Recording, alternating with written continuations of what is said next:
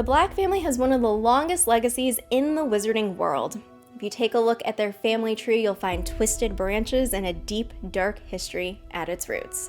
That's because they were well known for their obsession with pureblood status, which eventually aligned with a notable allegiance to the Dark Lord. You have proved yourself useful these past few months, Wormtail.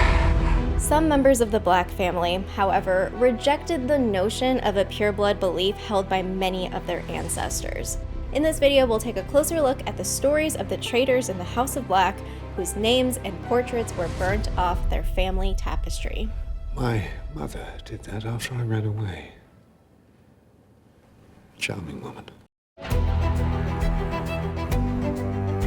In the 1930s, an anonymously published list of 28 family names claimed to contain all truly pure-blooded families in Britain. Known as the Sacred 28, this list included well-known families like Malfoy, Longbottom, Ollivander, and Weasley. It also included the House of Black. My parents with their pure blood mania.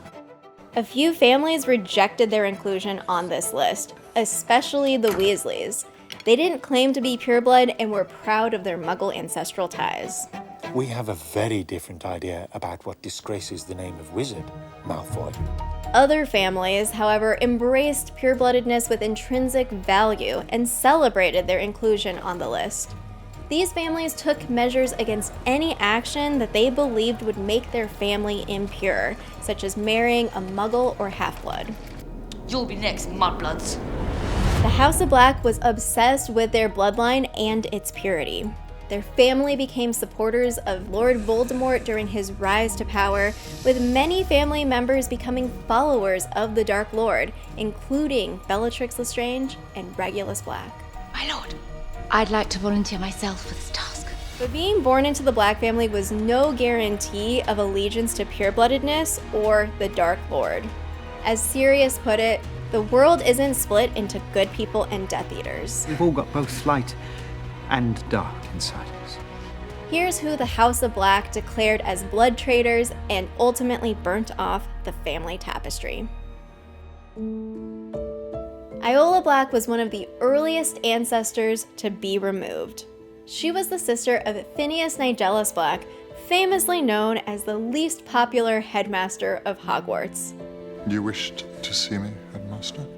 Iola was disowned by the Black family for marrying a Muggle named Bob Hitchens. Phineas Black's son, Phineas Black Jr., was also rejected from the family due to his support of Muggle rights. Do you really intend to turn your back on your own kind for these animals? After the wizarding community adopted the International Statute of Secrecy and went into hiding, questions arose about the relationship between magical and non-magical people. Are those Muggles in their rightful place? Over the next century, this led to an increase in prejudice against Muggles, but also a rise in people like Phineas, who defended Muggles. In the next generation, Cindrella Black married Septimus Weasley.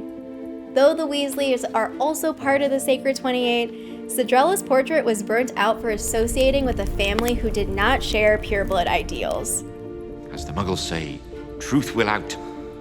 But now the Black and Weasley families were forever connected.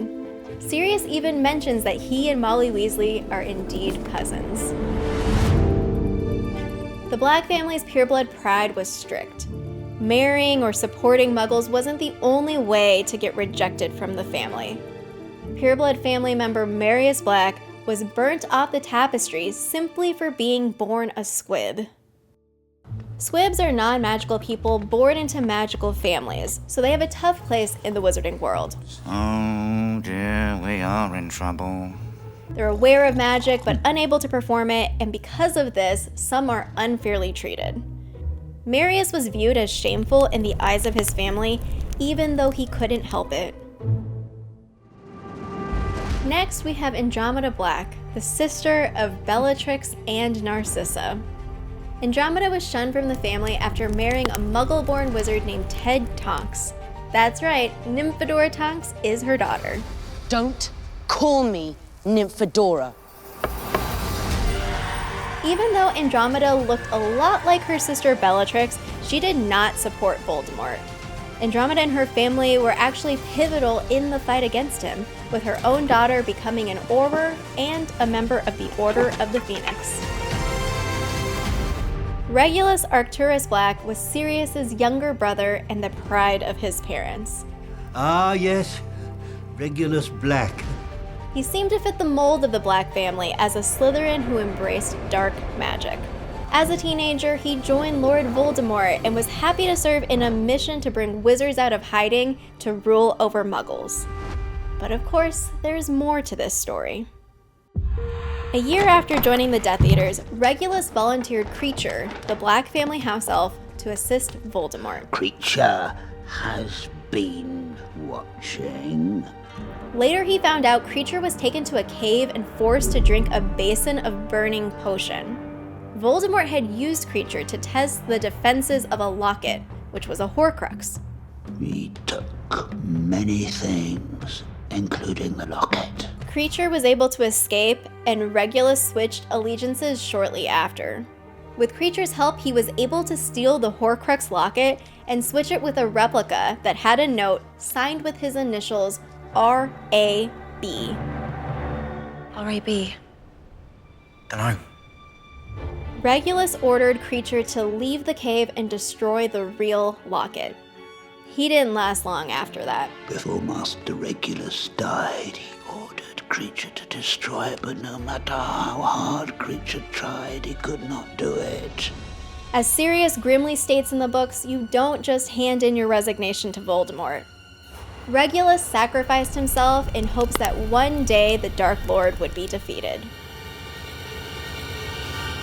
And finally, the ultimate rebel, Sirius Black. What's life without a little risk? Sirius was definitely not into his family's pureblood obsession. His parents constantly reminded him that they thought his younger brother Regulus was a much better son. Fortunately, he found a new family at Hogwarts who understood and appreciated him. Sirius was sorted into Gryffindor, which was rare for the Black family, who were usually sorted into Slytherin. Slytherin!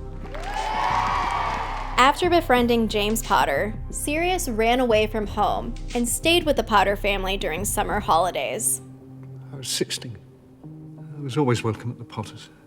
His uncle Alfred assisted him with a decent bit of gold in his will that Sirius used to purchase a home and start a new life. As a result, both of them were burnt from the family tree.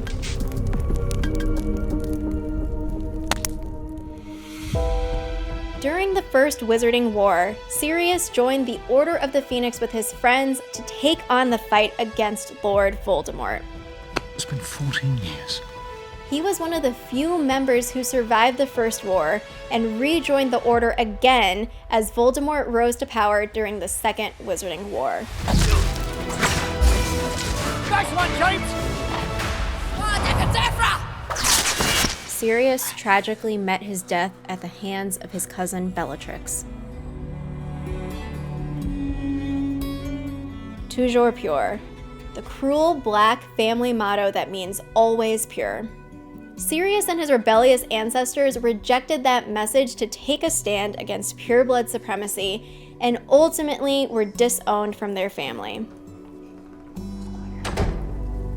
But true family can sometimes be the ones you choose. Ones that love us never really leave us. And you can always find them in here.